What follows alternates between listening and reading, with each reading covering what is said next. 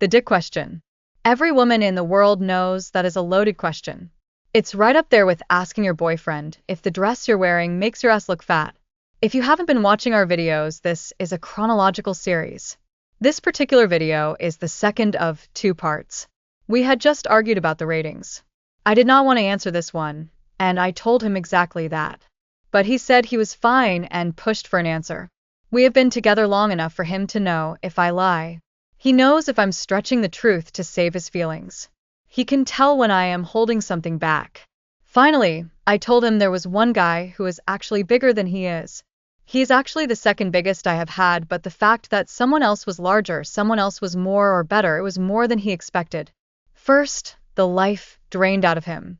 He was also angry I'd wanted to wait to have sex with him, but I admitted I'd had sex sooner with my previous relationships.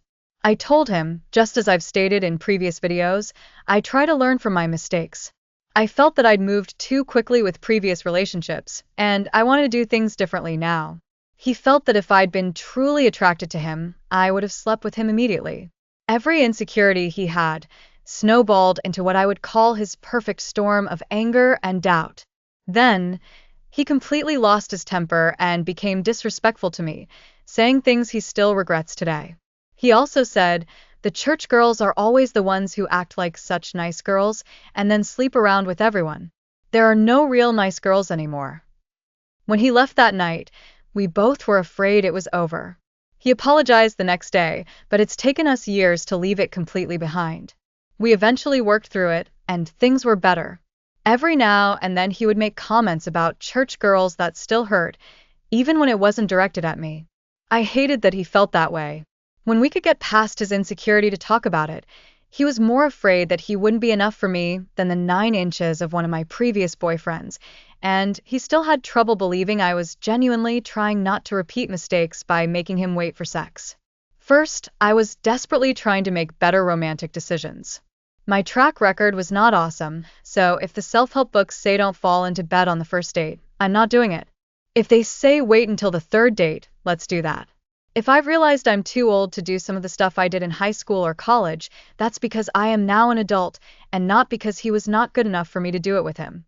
Second, he was more than enough. Like, seriously. Best sex I've ever had. More than enough. He just had to listen to me when I told him that. Third, he has spent the past few years making it up to me. His various techniques to help me orgasm were a good beginning, but it was the full-time worship that really did it. To this day, we consider this the worst disagreement we have ever had.